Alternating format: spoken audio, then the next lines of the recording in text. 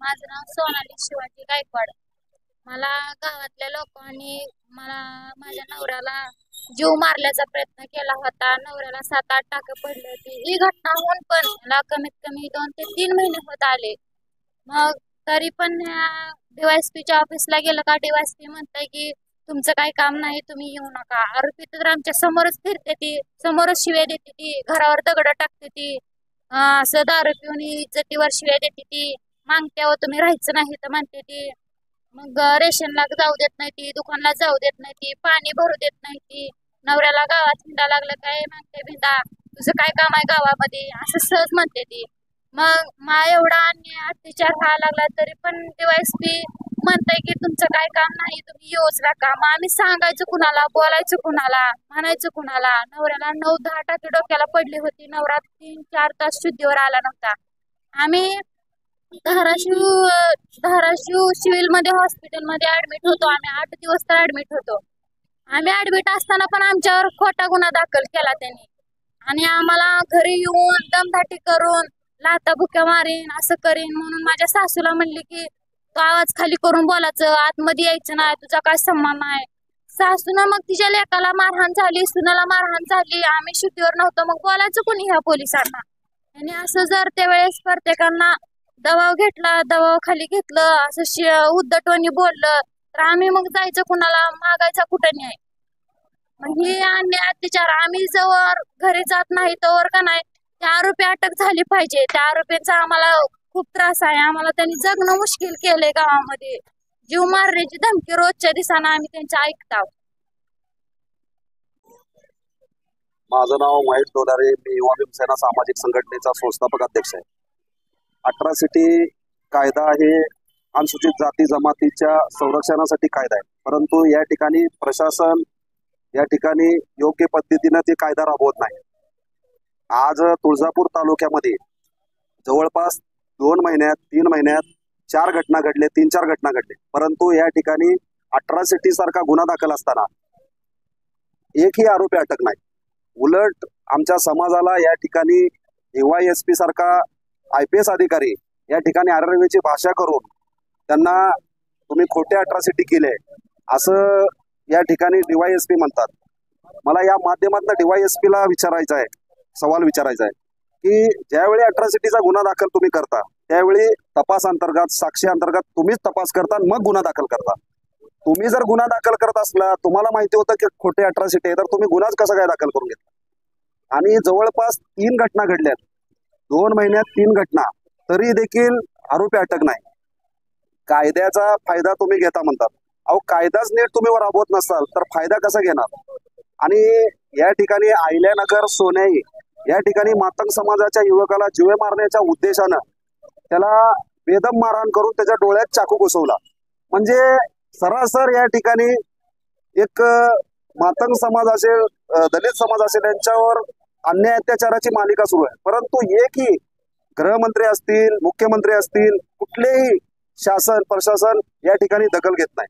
म्हणून आज या ठिकाणी धाराशिव जिल्हाधिकारी कार्यालयासमोर या ठिकाणी आम्ही धरणे आंदोलन करतोय.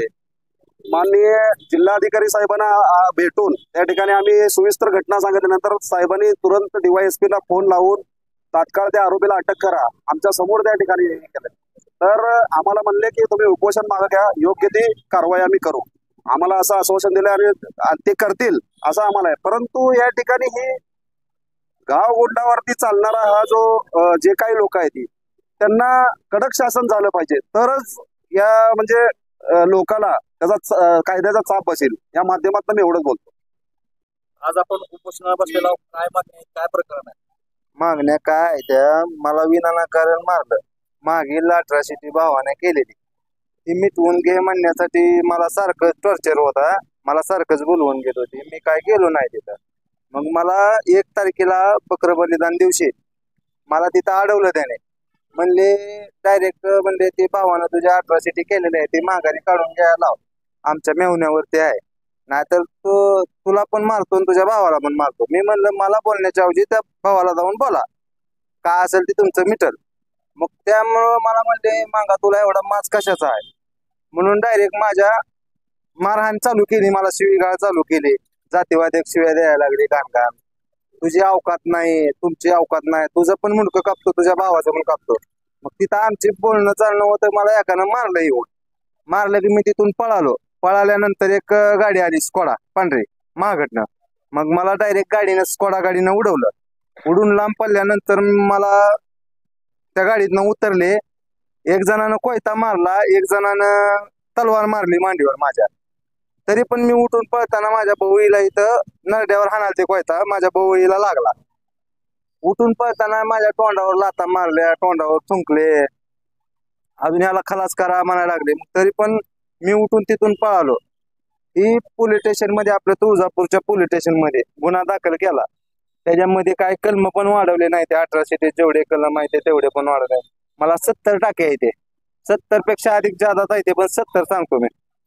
तरी पण तिथला DSP आहे ना म्हणतोय तो 307 दाखल केला नाही, 324 नाही, जेवढे अट्रॉसिटी मध्ये कलम आहे तेवढे पण वाढ केले नाही ते.